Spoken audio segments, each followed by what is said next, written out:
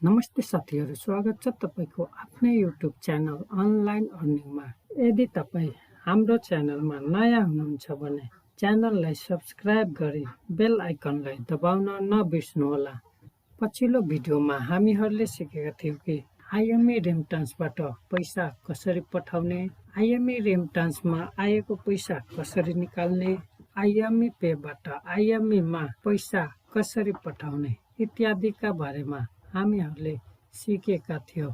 आजको भिडियोमा हामीहरूले सिक्नेछौं कि IMEpay बाट कुनै पनि इन्टरनेटको बिल कसरी सजिलैसँग तिर्न सकिन्छ र IMEpay बाट इन्टरनेटको बिल तिर्दा कति पैसा हामीहरूले क्यासब्याक पाउनेछौं इत्यादिको बारेमा आजको भिडियोमा हामीहरूले सिक्नेछौं। त्यसैले भिडियोलाई अन्त्यसम्म हेर्नुहोस्।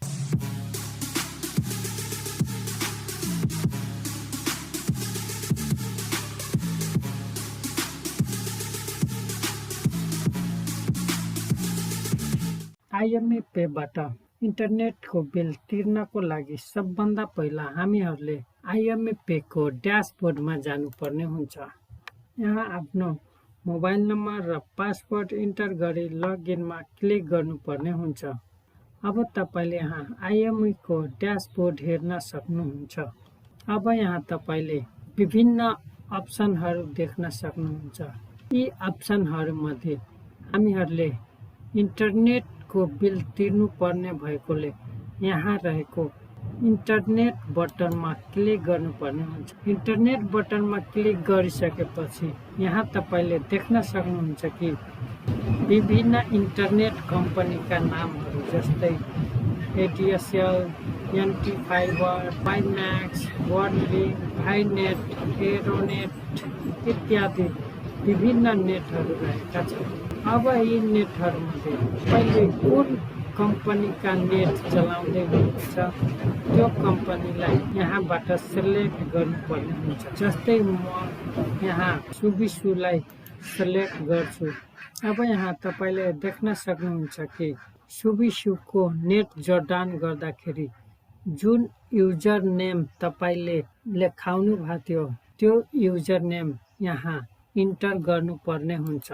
युजर नेम इन्टर गरिसकेपछि यहाँ तपाईले मोबाइल नम्बर इन्टर गर्नुपर्ने हुन्छ। कस्टमरले जुन मोबाइल नम्बर सुबिसुमा दर्ता गराएको छ त्यो मोबाइल नम्बर यहाँ इन्टर गर्नुपर्ने हुन्छ। अब यहाँ तपाईले कस्टमरको नेम भन्ने अप्सन देख्न सक्नुहुन्छ। यहाँ तपाईले सुबिसुमा कुन नामबाट आफ्नो नेट जडान गराउनु भएको छ त्यो नाम यहाँ इन्टर गर्नुपर्ने हुन्छ। यति गरिसकेपछि अब तपाईले यहाँ एमाउन्ट भन्ने अप्सन देख्न सक्नुहुन्छ।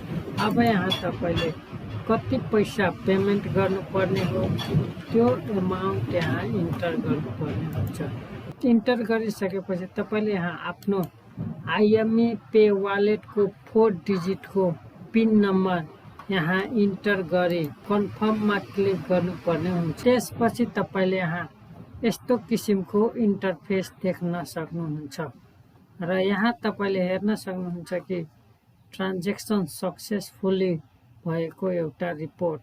त्यस्तै गरी यसलाई तपाईले प्रिन्ट गरेर पनि निकाल्न सक्नुहुन्छ। यसरी साथीहरु सजिलैसँग कुनै पनि कम्पनीका नेट को बिल सजिलैसँग IMEpay बाट तिर्न सक्नुहुन्छ र तिरे बापत तपाईले केही रकम क्यासब्याक पाउनु हुनेछ।